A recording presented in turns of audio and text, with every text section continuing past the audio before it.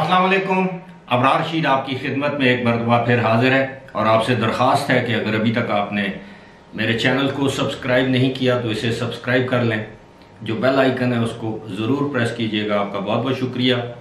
जिस तरह के मेरे पुराने व्यूअर्स जानते हैं कि मैंने आपसे वादा कर रखा है कि पाकिस्तान के हालात और वाक़यात पर मबनी ख़बरों और उन पर तज्ज़ियों के साथ साथ जब भी यूँ ही UAE, मिडल ईस्ट, सऊदी अरब से ताल्लुक़ रखने वाली कोई भी अहम ख़बर मेरे नोटिस में आती है तो वो मैं आप तक पहले भी पहुंचाता रहूँगा, आइंदा भी पहुंचाता रहूँगा। आज भी बहुत ही अहम ख़बर है और ख़बर है कि 3 साल का वीज़ा बैन यानी वीज़े की पाबंदी उन गैर मुल्कियों के लिए जो सऊदी अरब में मुकीम हैं और अगर वो अपने वीज़े की जिस वीज़े पर वो गए हैं उसकी एक मखसूस वायलेशन या खिलाफ वर्जी करते हैं। अब वो खिलाफ वर्जी क्या है उस हवाले से मैं आपको बताऊंगा, लेकिन ये सऊदी अरब का जो जनरल डायरेक्टरेट ऑफ पासपोर्ट जिसे जवाज़ात कहा जाता है उसने ये फैसला किया है, फैसले का ऐलान कर दिया है और ये पाबंदी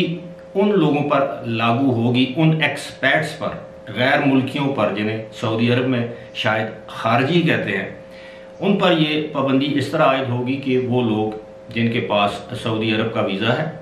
और वो अपने मुल्क जाते हैं एक मखसूस वक्त के लिए, ज़ाहिर है अपने एम्प्लॉयर से, स्पॉन्सर से वो इजाज़त लेकर जाते हैं कंपनी से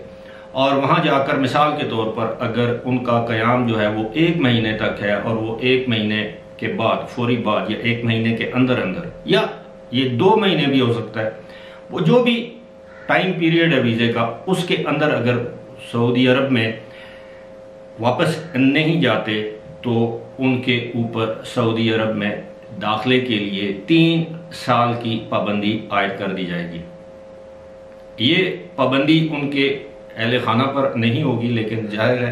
है जिस शख्स के नाम पर ये वीज़ा है और जो स्पॉन्सर है उस पर यह पाबंदी आयद कर दी जाएगी और पासपोर्ट के ऊपर लिखा जाएगा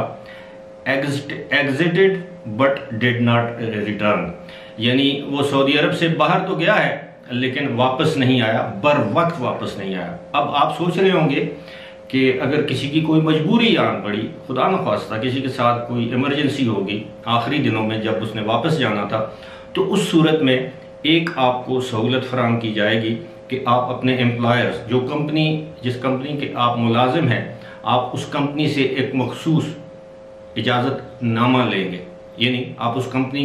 को अप्लाई करेंगे कि जनाब मेरे साथ ये इमरजेंसी हो गई है, अब मैं उस तारीख को वापस नहीं आ सकता जिस तारीख को मैंने वापस आना था, तो आप कंपनी से 10 दिन 15 दिन जितना भी कंपनी आपको इजाज़त देती है उतने दिन की फिर आपको एक रिलीफ मिल जाएगा।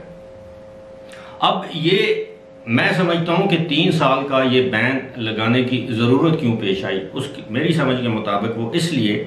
कि बहुत से लोग ऐसे भी हो सकते हैं जो वहाँ से आते हैं 1 महीने की छुट्टी पर और कोई ना कोई बहाना बनाकर 1 महीने की बजाय 1.5 महीना अपने मुल्क में क़याम कर लेते हैं या 1 महीने से ज़ायद क़याम कर लेते हैं दानिस्ता तौर पर या किसी वजह से, और वो कंपनी को नहीं बताते और ज़ाहिर है कंपनी को इससे नुकसान होता होगा। ज़ाहिर है अगर उनका कोई मुलाजिम एम्प्लॉई किसी मखसूस वक्त के लिए कहीं जाता है तो वो तो उसका तो वो बंदोबस्त कर लेते होंगे, लेकिन अगर वो उस मखसूस वक्त से ज़्यादा वक्त अपने मुल्क में गुजार देता है तो यकीनन कंपनी को इससे नुकसान होता होगा या होता है।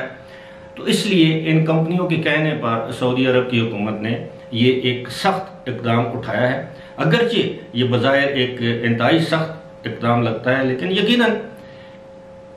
सऊदी हुकूमत है, उनके अपने फ़ैसले हैं, कोई भी हुकूमत हो उनके अपने फ़ैसले होते हैं, ख़ास तौर पर इमिग्रेशन या वीज़ा या जो भी ये पासपोर्ट जो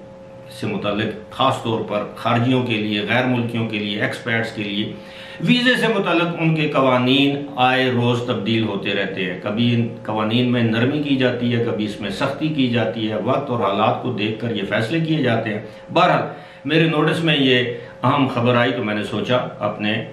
उन नाजरीन के साथ शेयर करूँ जो ज़्यादातर सऊदी अरब में मुकीम है या इस वक्त पाकिस्तान में मुकीम है और सऊदी अरब वापस जाना चाहते हैं या सऊदी अरब नौकरी तलाश कर रहे हैं। यकीनन उनके लिए ये खबर काफ़ी अहमियत की हामिल है। फ़िलहाल इसी के साथ मुझे दीजिए इजाज़त।